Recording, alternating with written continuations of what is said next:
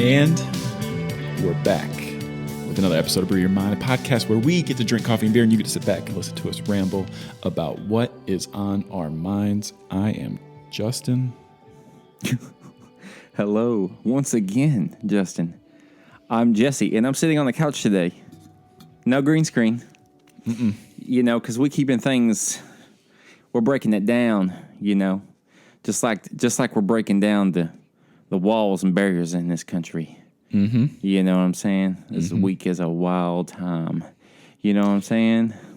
Yeah. I'm sitting over here in the emptiest room, sitting on the floor, using the window light to my face, and a sign that was just over my shoulder just fell down. So everything's going great, as scheduled, as predicted. Jesse, what are you drinking today? Well, it's 6:30 in the morning. I've been up all night, so I've got a White Claw again. I was going to drink coffee, but I want to go to sleep after this. Okay. Because I'm on that night shift still, you know, and I got a couple more shifts. Not a big deal, you know. We're just hanging in there, keep trucking away. White Claw is, of course, great. This is the first one I've had. It's the first one I've had in 2 weeks, maybe. I don't know. Anyway, dude, what is it you're drinking today? I don't have a clue. The Claw. I can't wait to try White Claw. T-minus a few days until I have one. Maybe. I don't know. We'll keep it special. So this is the last episode that we're recording while I'm in England. So I felt like it was appropriate for me to have my favorite drink that I get here. And it is an Aspel. It's a cider. It's delicious. Absolutely love it. Yeah. Take a sip because it's good. I feel like cider is a very English type of alcoholic beverage. Is that wrong? I feel like it's bigger over there. Yeah, it's huge here because they have many different brands and flavors. And this Aspel's my go-to. It's like what's different about the cider compared to like the Strongbow cider that you get probably in the States is like it's not as sweet. You know, there's still a little sweetness to it, but you can actually taste like the beer / alcohol to it. So it's good. I'm holding this microphone to my face, so that's good. What can I say? I'm T-minus a week until I'm back in the States. Super excited. Had to get the pets picked up today. It was kind of sad seeing their sad faces get picked up and they drove away. But here we are. Dude. Jesse and I are back. This is the episode after the awesome Sam Decker episode that we got to have. Huge thanks again to Sam for coming on and letting us dive into his life and, you know, letting him open up to us, and he opened up to the world and the many listeners. And hi to all the new listeners that are here at Brew Your Mind. If you're coming back to hear us on this episode, I'm sorry in advance because you don't know exactly what you're going to get from us. But we will provide, all right? We'll keep you on your toes. We'll make your knees shake, and then we'll make your mind explode here. I'm running out of breath. Jesse, what do you got? Dude, I feel like, I got to say, side note, I'm sitting here in the living room, and I've noticed it before, but I haven't changed it. Right behind this chair to my, right next to me, there's a Christmas ball decoration that's sitting underneath it. And I've seen it a few times since Christmas. And, I get stubborn. I'm like, I'm not going to move it. I'm just going to keep it there as like this weird, stubborn move. Anyway, yeah, if you're listening the first time, this is a little bit of a different setup. Usually we got green screens and, different backgrounds and whatever. But since Justin is about to move, man, we tore it all down. I don't even know what you got around you right now. Hopefully it's like cardboard boxes and stuff. But tell me, how do you feel about moving, away from a place you've been for like 4 years, right? Mm-hmm. Mm-hmm. Yeah, because I've been up here almost 4 years. So is it all excitement? You ready to be done with the UK-ness? You know what I mean? Yes, I think I'm done here. Did everything that I could. Of course, a little bummed about some places I wasn't really able to visit, but I like to think in my mind that I'll be back in Europe one day if it's just visiting, like a sick Euro trip. that'd be awesome. But yeah, UK is great. I love to hear. It's bittersweet, but at the same time, I'm definitely ready to be back in these States with Chick-fil-A in my mouth. Ooh, dude, I feel like you have traveled so many places. You started posting all your a picture a day last month. 30 days of travel or something. You know, everyone's doing something because of quarantine. Dude, I didn't realize that you've been. It seems like. How many countries do you think it was? I know we've talked about this before, but it's funny because you ask how many countries I've been to. I just heard on the radio today that people on their dating profile or in their bios on social media, those that put like how many countries they've been to or counting or whatever, then they're also including the airports that they flew through or the layovers and such. So I thought about that because I have that in my bio. I have 21 countries. I think it's kind of cool to kind of keep track of where I've been, but. 21 countries, and it's hard to believe it's been that many because, I mean, some of them's only been 1 to 2 days, and it happens like really fast. You're in and out, but man, there's been some good times for sure. I wish I had that awesome camera that I have now to take on those trips because I could have probably took some better pictures, but you do what you can with the iPhone X, you know what I'm saying? Yeah, man. Once you start getting into the camera world, I'm telling you, you'll figure that out. Once you find a couple different lenses that have a different feel, you'll probably never want to go back to shooting on the phone. Now, I'm not saying that phones aren't amazing at what they are. They definitely are. But once you know, like, you want a certain look, there's no way some of the lenses that I have, a phone can do it. It's just, I don't know, it just won't do it. Speaking of lens, how about that lens you're using today on your camera? That lens? Oh, 4K, man. 4K view we're looking at right now? Yeah, I'm recording in 4K. I don't know Everyone why. Look at Jesse right now. Look how crispy. Clear he looks. I'll zoom it in, too. So crispy clear. We're going to upgrade your camera one day soon, eventually. We're going to keep working at this, you know? I mean, with this setup, I'm looking at, I don't want to say how much I spent. I really don't. I don't want to talk about everything. We don't want people to be nosy either. It's probably $4,000 altogether. This setup. That's crazy, right? Almost choked on my drink. Well, if anyone's just randomly, coming out from under a rock, I want to describe the somberness a little bit. The elephant in the room. Okay, so 3 months ago, the world took over by this sickness called the coronavirus, COVID-19. You know. Started allegedly somewhere in China, something like that. Well, took off first, and then everyone's getting sick, and there's no cure for it. And then, 3 months ago, we had this wild rampage of a shortness in toilet paper in America. And everyone's hoarding, It's every man for himself. Then flash forward 3 months later. Now we got all this madness going on this week. It's a wild time. So what's going on this week is, was it a week ago or two? I don't know. This guy was being handcuffed by the cops or something in Minnesota, right? What's the city? I can't think of it. Minneapolis. Yeah, no wonder. And some cop, and he was a black man, and then some cop had his knee on his neck, for like 10 minutes, 8 to 10 minutes, something like that. This dude's saying he can't breathe, all this stuff. He's going on and on.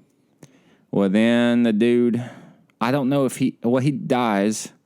I don't know at what point he died. I didn't even look into it, if it was just after the fact or something at the hospital, or was it like sometime there on the street? I don't know. And it was over something ridiculous. I don't know. Regardless, it shouldn't have happened. So there is some protests and stuff going on. Like, I don't think we've ever seen like this level. I mean, they go back. I think some of the biggest protests were in the 90s to Rodney King, right? Yeah. In L.A. I mean, those were pretty historical. Yeah. But this one, I saw at just about every city, even as small as Asheville, North Carolina, close where I'm from, was having some wild stuff going on. And man, some of the videos that have been coming out with, man, I don't know. I don't even know where to start. It's just looting, rioting. That's not even the biggest deal. It's seeing some of how the cops are treating people on the street. They've activated curfews, arresting people left and right just for being there with a sign, not doing anything. And pushing old men down. Dude was bleeding. I mean, there's been shooting rubber bullets directly at people. At news crew.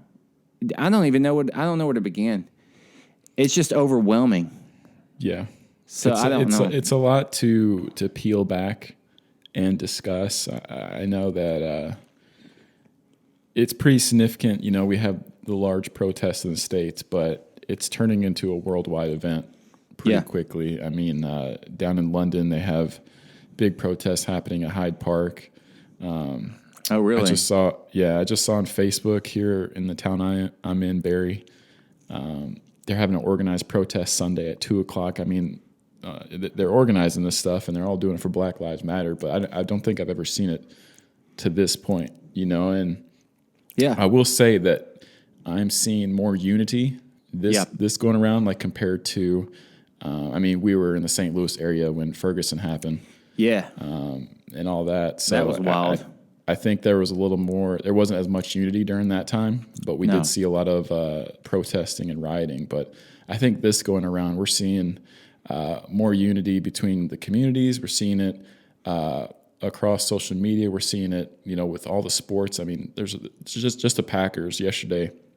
They did a awesome video. You know, they got all the players to do say a couple sentences, and then, you know, they're talking about what's it like to be together. You know, enough is enough, that kind of thing. And you're seeing more and more celebrities step up, and, you know, we had that. Now, I want to get your thoughts before we dive a little bit further. I want to get your thoughts about that Blackout Tuesday. Obviously, you and I, we both participated in it. Yeah. And I'll share my thoughts after you, or I'll just go ahead. I left my messages blank, no caption. All right. Me too. Just did the black image because I believed in the message behind it. Now, the problem I had, and I could see the problem that people did have with the hashtag, you know, Black Lives Matters, or any kind of big hashtag like that's been trending during that time. You kind of don't want to flush out the images that, you know, people need to see or want to see with just black images or black squares.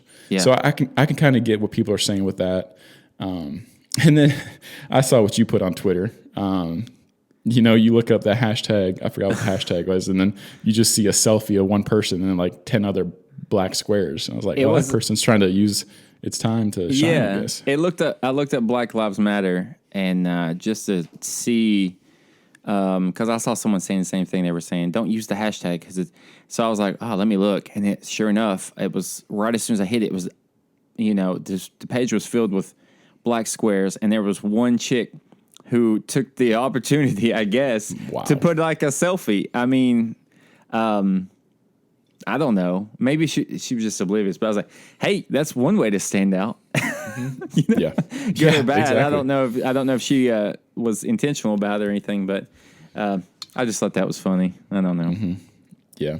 But I get the meaning. Obviously I posted, so I supported it. And yeah. Do you have any additional thoughts before I dive into a little bit further? So, flashback to Ferguson. Okay, so that was, we worked closely. I got to be pretty close with a couple of, black dudes that we worked with every day, you know, dudes I joke around with. And then Ferguson happened. And then I remember, you know, seeing their reaction. And I remember being like, I wasn't really conflicted, but it was just like, it was a new thing I was seeing. So I guess it was something I was unaware of how much it meant to them and what it meant. They were just like, it's just how it goes for us, you know? And I remember being so heavy-hearted about it for the first time ever. It wasn't like a white guilt thing. It was just like it just felt, I could feel a pain and I felt like I couldn't do anything about it, you know? Yeah. And with that one, I remember it being even worse because it was a conflicted case, kind of. There was different reports of this guy did this to the cop, and, you know, whatever. Now, I don't think that, regardless, it sounds like he probably had other ways maybe to just shoot, but it doesn't matter. That's not the point. But I remember feeling that way, and then I got to the point where, like a lot of issues, I don't like to put out, I think you don't either because you said the same thing on Twitter. I don't like to put my opinion out on any kind of heated issue, really, because it weighs on me, know. Even that, like two people interacting to me on Twitter with a conflicting opinion, and that's happened before. And then I say to myself, why do I put my opinion out there on Twitter? Like, what do I think is going to happen? I'm not going to change anyone's mind. It's stupid. It's just something that annoys me. I'll just, so I just catch myself just deleting tweets instead before typing them, know, because I'm like, it doesn't really matter. So these things weigh on me heavy. So I don't like to put my opinion out there. And then, there was a lot of people posting a lot of stuff, links to, donations and charities and stuff like that, and petitions and all these things. And I was like, well, I don't know where these are going for sure. And then the black square thing started. And my mindset is I don't want to just do what everyone's doing, obviously. But my mindset on this was my sister had texted me a couple days before, and she sent me a screenshot of some young guys where we're from, small town, nothing but mostly white people, pretty much 99%. And they were saying some kind of racist stuff. They were kind of saying, like, when the looting starts, the shooting starts, in reference to, our president's tweet, whatever. I'm not going to talk about that. But, it was some pretty hateful stuff. And then I started thinking there was a time a couple years ago, I was out with a friend and a few other white dudes I didn't know. Everyone was white. And we're out at some restaurant, and some dude who was black, he was watching a sports team, and we were at a sports bar, and he's yelling at the TV. And I'm sitting there like, I don't care. This is the environment. It's a sports bar. People do that. So this dude that I'm with takes it upon himself, tells him, well, he just randomly yells at the guy, will you shut up? Just aggravating the guy. And the guy just kind of like pushed back, like, leave me alone, whatever. Well, that's all that happened. So we get in the car, and the dude is like, he was kind of, it took me back. He just like kind of went on like a rant and said the N-word. And I was like, wow. It just felt so closeted. And then I didn't know what to really do. And I didn't know that was a thing, and I wasn't encouraging it, but I definitely didn't say anything to him because I was like, this is a debate that probably, doesn't even matter. What am I going to do? That's not cool, dude, but so I started thinking that black square thing where some people are saying like, you don't say anything now and then you post a black square. That's not, whatever. And I'm like, to me, I wanted it to make clear to any friends I don't know that are, kind of a little racist or something. Yeah. Or, I wanted them to know that, I don't want to fuck around with that, type of mindset. Like, I don't want to just think people, because I'm being quiet, I'm one of them. Yeah. Or something. And so I thought, maybe if some racist friend of mine sees everyone doing this, maybe that'll make them think, or maybe if someone who thinks highly of me and I post that, then they'll say, oh, okay. Well, it's not cool to be thinking the way I'm thinking on prejudice, like, Yeah. And then also on the other side, there's some friends of mine that might not know where I stand with them or not, And I posted one thing, and I'm not going to say who, but someone messaged me like, thank you for your support, man, because I posted the Black Lives Matter thing. Yep. That was it. I didn't put any other opinion, and it just like, damn, I didn't think me, saying that, or just adding it to a story, which is something so simple, and it's not going to really fix anything. But it kind of might have made them think like, man, okay, this dude, it's a little bit, it's an ally thing, I guess, I don't know. I don't know how many white friends people have, and, is one of them saying stuff and standing up for it? or all of them. I don't know. I don't know the perspective, but at least, if you can do that, you don't have to post paragraphs about stuff. Because I'll be honest, there's only so much I can read, and I have been skipping a lot of stuff. Can't read every paragraph people are posting. It's too much. It weighs me down. I'm not going to say ignore problems, but it's a lot to take in.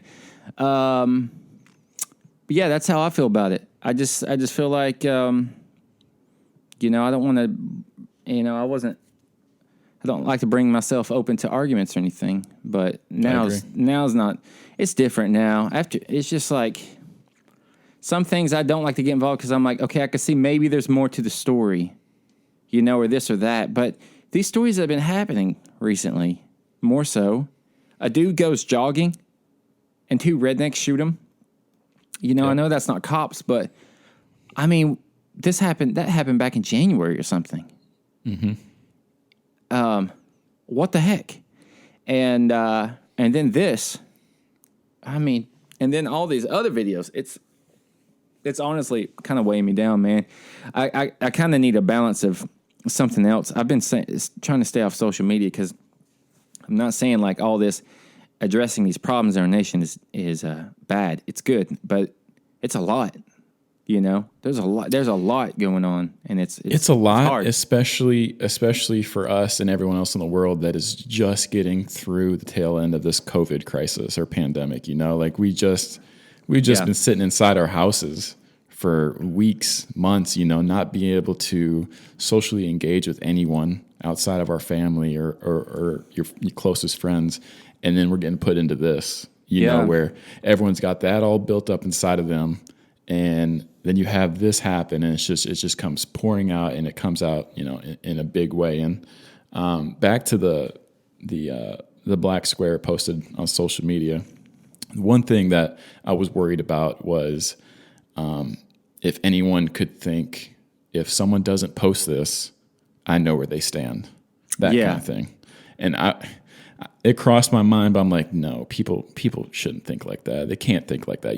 Maybe they just open up and ask the question, hey, what are your feelings? I don't know.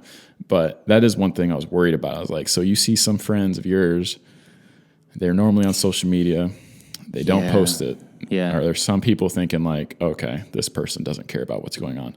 So that's the kind of issue I have with that. But I share the same reasons with you in regards to why it was posted, that kind of thing. I will say there's been some really good, thoughtful things said by, I guess you could say, famous people or people that just have a lot of following or a big circle of following. One of them was Rhett from Rhett and Link.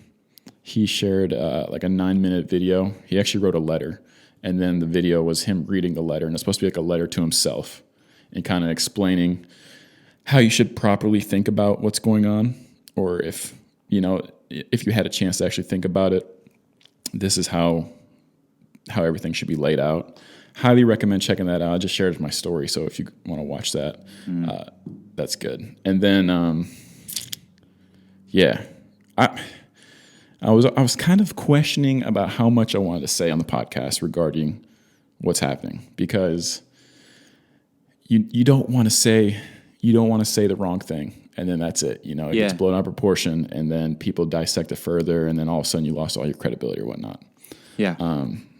With that, I do want to share something that someone has said that I agree with and I support fully, and he probably put it in better words than I probably could.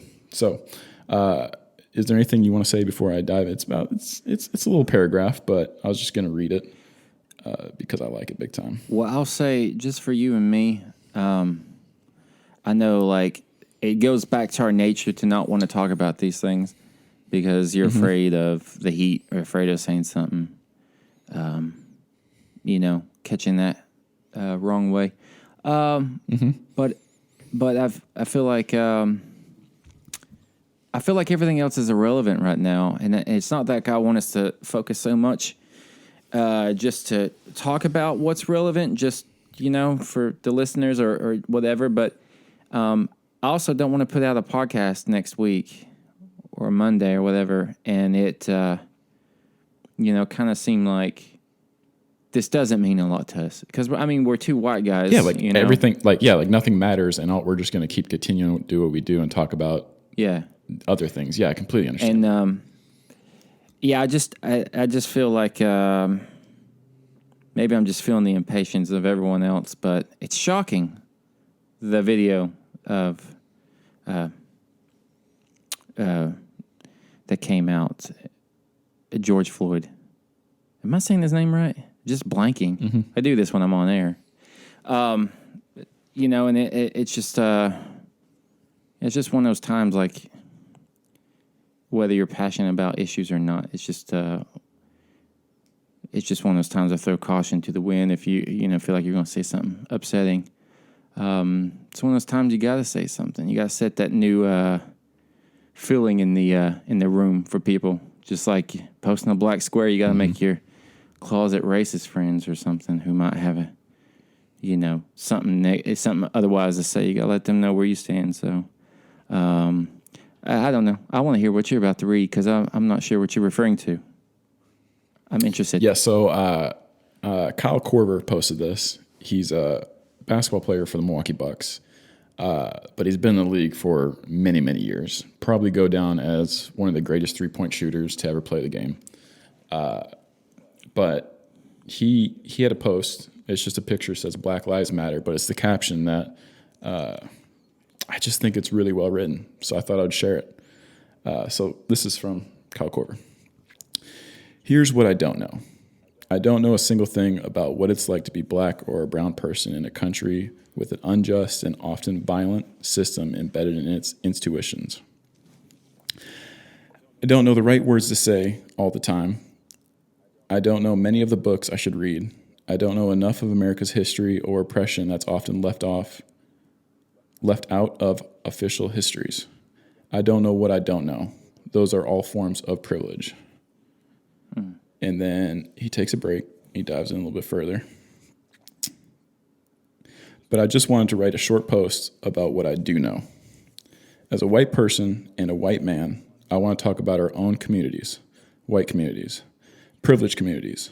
As white people, we need to start talking to other white people about systemic injustice and racism.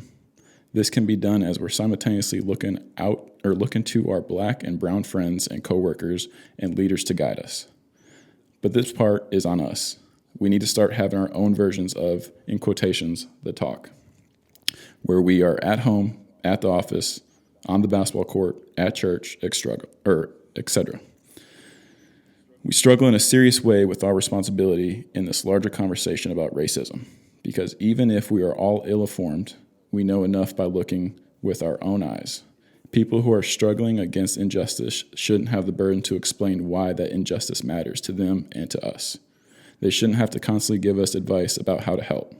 As people who enjoy privileges, let's take that initiative on ourselves, not out of guilt, but out of responsibility, out of a sense of the true meaning of community and family, that if we say we're in this together, we can't only be in it together when we're actually called out on it.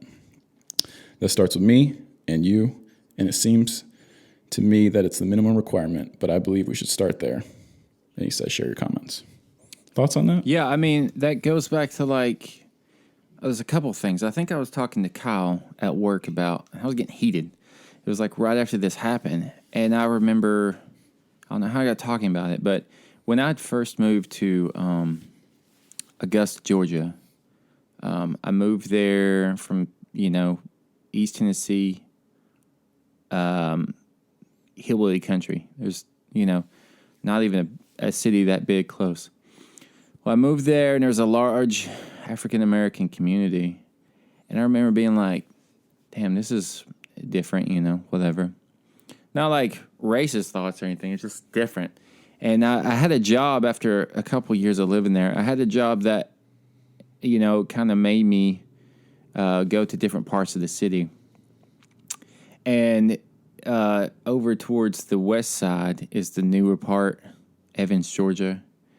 Kind of the newer parts, like suburbs. And, it's nicer, feels safer. It's like a normal thing to me, probably to you, whatever. And then my job took me to places in like South Augusta. And it was, it had to be 95% black community.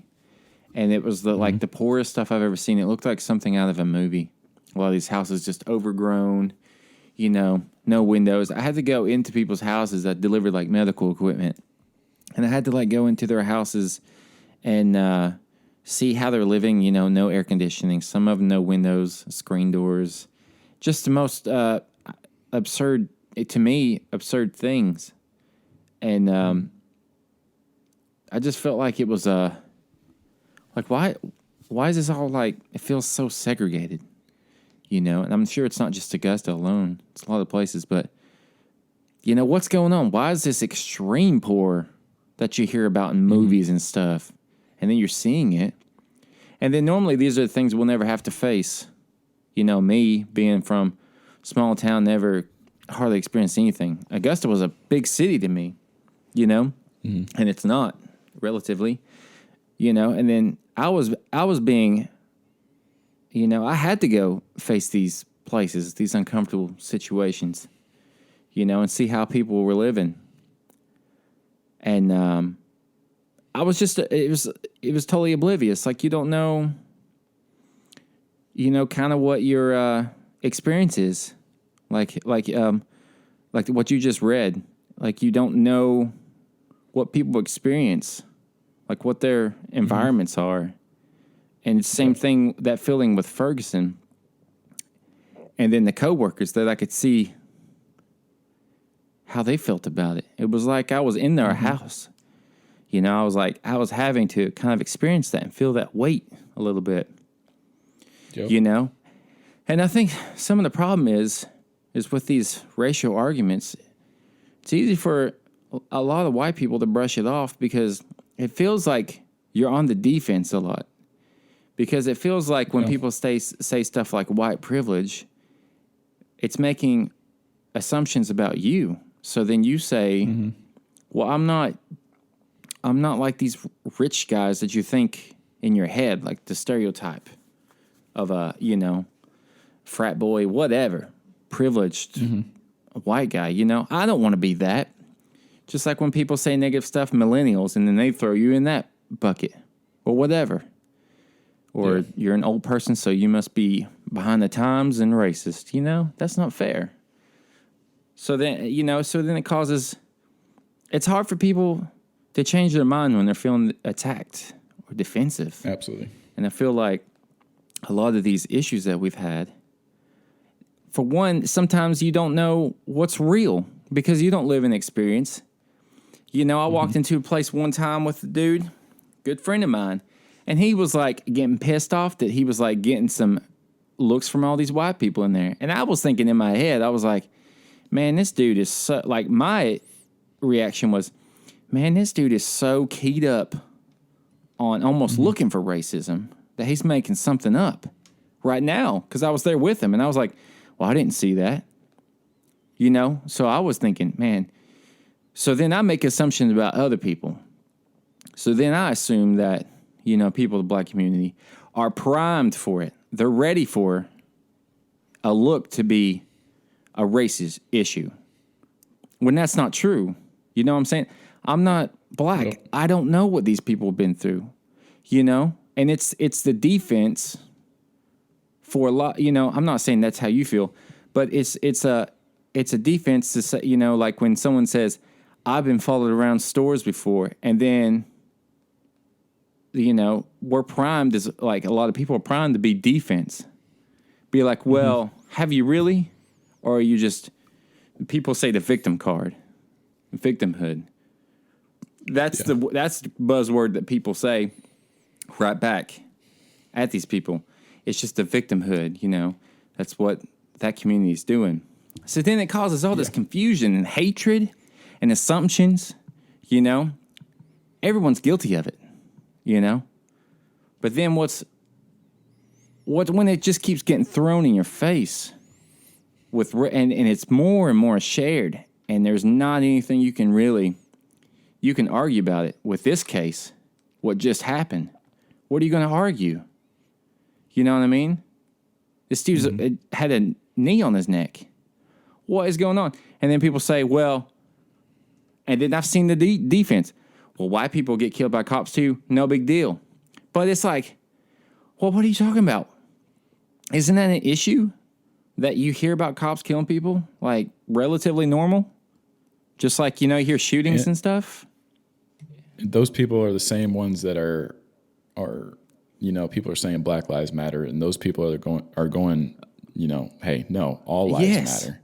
When really, Black Lives Matter isn't the opposite of all lives matters. It's like I'm saying, these people are primed for defense. They don't think they're taking it as this must be against white people. Here we go again. So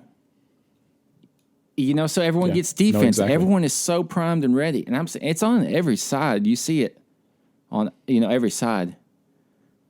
But at a certain point, it's like, man, what's the issue here? This is very clear. With this case that happened. If we want to get to the end goal of all lives matters, we first have to embrace the Black Lives Matters. That's the baseline. Have to get there. For it to actually all work out. Like, I don't know. It's just... I know what kind of people you're talking about. You just have to pay attention to what you don't know, just like what you just read.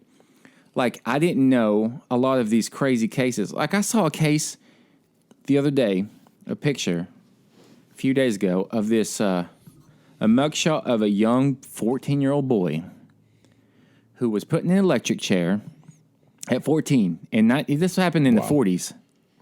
He was put in an electric chair, allegedly sat on a Bible because he was too short. I don't know if someone made that up, but that's crazy. Because of some two young white girls about his age said something he did, which then came out later not to be true. But this poor boy, 14... this black kid, electric chair. What? How crazy is that? That is crazy. And then you hear about, what's that town in Kansas or something? Where I think it was in the 40s or 50s. A bunch of white people decided they didn't want black people business and stuff. So I think it was like a couple hundred. I think it was 100. I don't want to make up numbers here, okay? This is, I'm just saying, stuff I didn't know about somewhere in Kansas where they just decided, they're going to riot. They didn't want these people here, and a bunch of people died. And that, I don't know, I've barely heard about that. It's just, the reality is I'm seeing so many hateful comments under these people that are saying, Black Lives Matter. That's it. And then the people that are pushing back on that, it's just, you're so unaware of how much history there is regarding oppression and violence towards black people. And how much borderline, I'm not going to say everyone's a racist that writes all lives matter. I'm just going to say they're on the defense, and it's not looking too good. But I had an image in my head, and it made me think of how absurd it would be to picture like just a white man in a suit with a cop's knee on his neck. Isn't that absurd in your head? Mm-hmm. But then you think of a black man in a tank top being on the ground. It's a little bit more normalized, right? If we're being honest. Because these are images you've seen in movies and real life, and that street, kind of thing. Mm-hmm. But it's like, man, the fact that I think that that's more normalized is an issue. If I saw some dude on the street, a white guy in a suit with a cop's knee on his neck, 3 cops on him, I would think that, what in the world? This is absurd. You know what I mean? It's just something you don't see, especially in today's age with social media and the viral videos. You don't see that. Yeah. Probably because it's just not there, not as much, And if it's those people, if there's people out there that are struggling to accept that it happens, like it does and what we're seeing, there's actually stats out there. There's actual facts and figures that you can look at that actually compares what happens between each race and what happens more with one race compared to the next race. Yeah. There's actually research that's been done. So if those that need to see the evidence, it's there. It just comes down to, changing the way you think. And that starts with who you're with, who you hang around with, how you guys talk about the situation or any of these situations that are happening in the world today. But yeah. It's a lot. It's heavy. It's heavy, man. And it's hard to address your friends when they're saying some weird stuff. I just don't hang out with those people anymore. Yeah. I think I've gotten to that point where I don't know if it's a lack of courage. I don't know. But if there's a friend that is putting a certain view out that I just completely disagree with, and it's kind of against like everyone else, they're just trying to do it. It just comes to like an unfriend type moment, or just unfollow, don't really talk to, instead of actually like standing up and saying something, which maybe that's my own fault. Maybe I need to stand up and say something. No, I don't think there's anything wrong with it. I think it's okay to be quiet and, let the morons speak and talk, It's the problem. But is that... I don't think it's cowardice. I think it's just, you don't want to... You just know that's not your personality to a conflict. Mm-hmm. You don't want to get embedded. I don't like to get embedded into a debate because some people can throw out some convincing argument, facts and figures, and I'm just like, well, I'm just telling you it doesn't seem cool, But I think what the problem is when the things you should really call out for sure is those in power and stuff. When you start to see that, I mean, that can really affect some people, can really show some, what's the word I'm looking for? Yeah, I don't know. That can really have some power over communities and stuff. Yeah, absolutely. I don't think it's cowardice, though. I don't think everyone should always confront everyone. Mm-hmm. I think it's fine to, I don't know. You got to pick your battles. You really do, because a lot of people aren't worth it. A lot of people aren't going to change their mind. True. They're set that way. It does seem like this battle that's happening right now, everyone's picking it now, and it's a little bit different than what we've been seeing, or we have seen in our lifetime. So we thought here at Brew Your Mind, Justin and Jesse here, two good friends.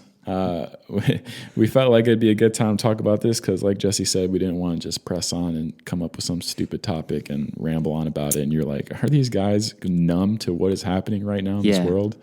And listen, everything that we say, it's true.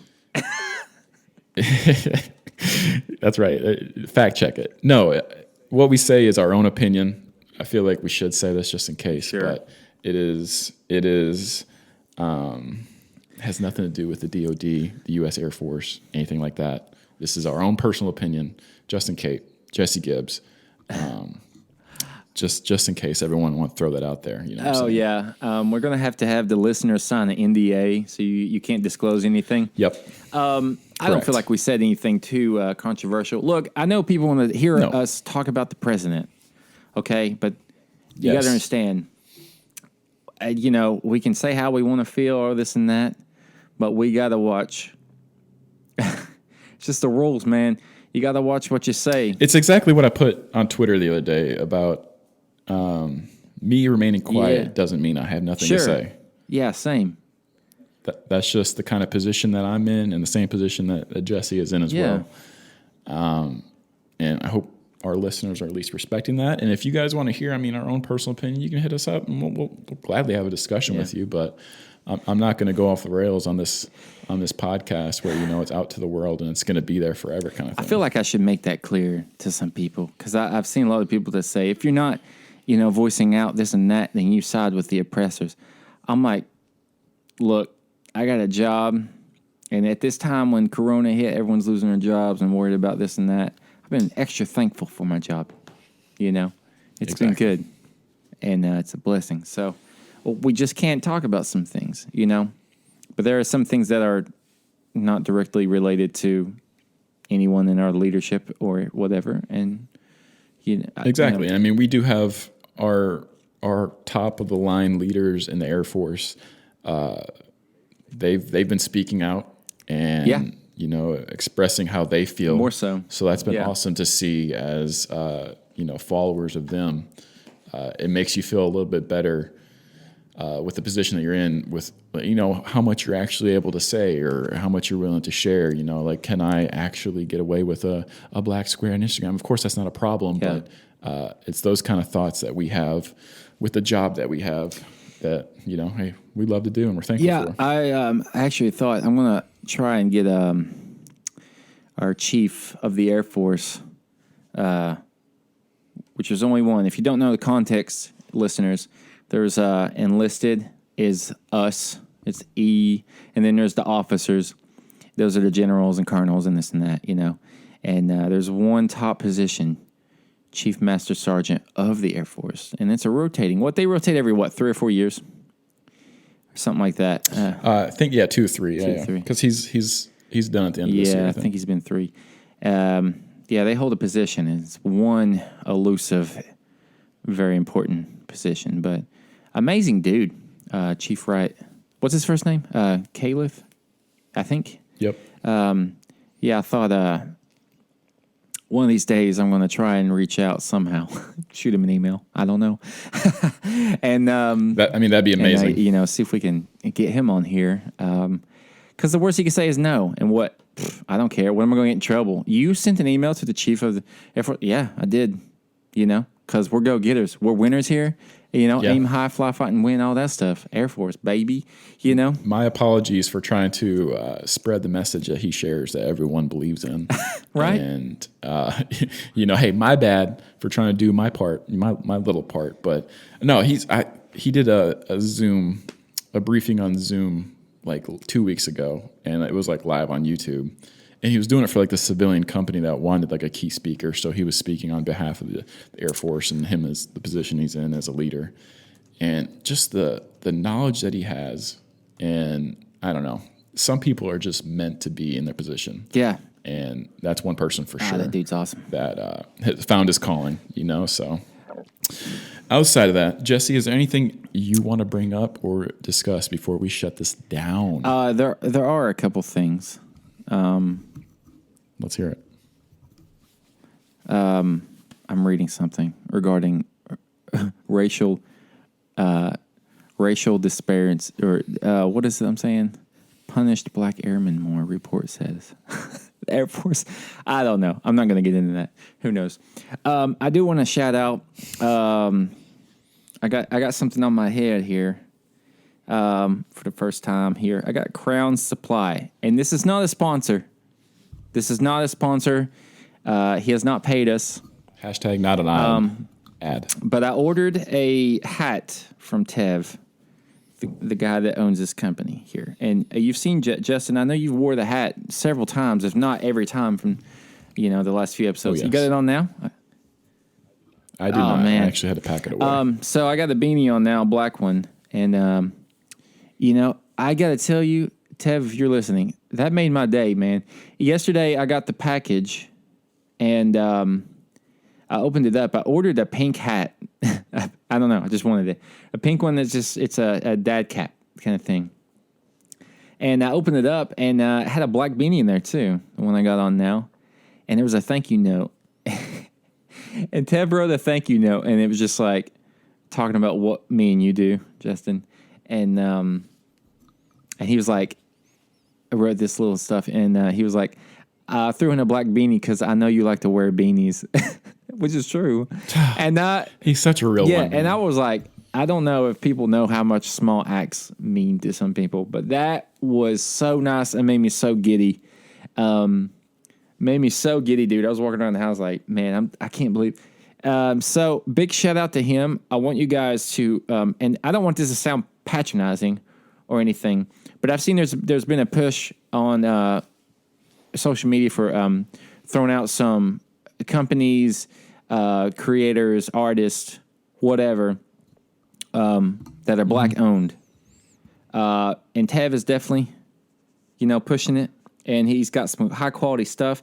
He just got that website up, a week ago, I think. Dude is absolutely And as soon as crushing I saw that, that's when I hit order. I was like, oh, dude, sick. And I hit order immediately. And he's got some really good stuff, man. Right now, I think just had some beanies. with more lines coming too. Please support him. He's been really nice to me and Justin.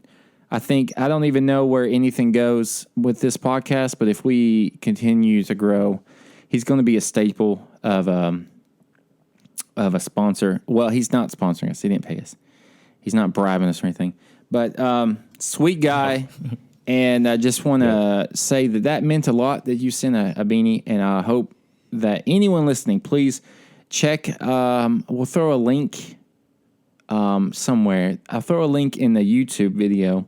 We'll throw a link to his shop or his handle, his Instagram, under our Instagram caption of the teaser for the week. Whatever. We'll throw it everywhere. We'll throw it in the podcast description as well. Yeah. Go get your crown, you mine brewers, and embrace your journey over at Crown Supply. It's really nice quality. That's good. I like it. And he's a great dude. That's so sweet. So, Tev, if you're listening, if we grow, you grow. You know, we're going up all the way up. But, dude, I think I had more stuff to talk about. That was less about what's been happening this week, but it was kind of like half-hearted because this is such a huge time in our country. I don't know what's going to happen. I could talk about politics. Joe or Biden.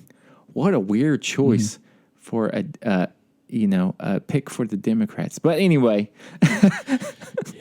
that dude's he seems like he's falling apart, honestly. And I don't mean that so negative. It's just he's 77, and that's not mega old, but he seems to be having some deterioration. It's not Barry Sanders old.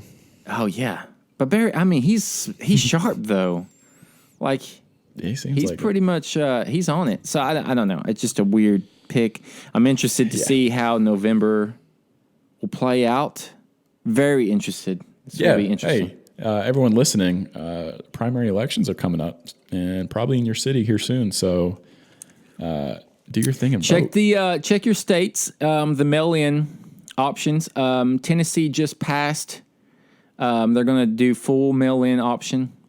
They just passed that yesterday, whereas they were one of the states that didn't even have the option. I think Texas, and there's a few that still don't have the that option. But I think because of the COVID going on and stuff like that, making it incredibly hard to go to a ballot because of time constraints, they're doing mail-in options. But yeah, dude, we didn't even talk about the sickness going on still. I mean, to top it all off, people are out, rioting, protesting, cops. Everyone's got masks on. I got my hair cut 3 days ago, and I had a mask on while I was getting my hair cut. It was so lame.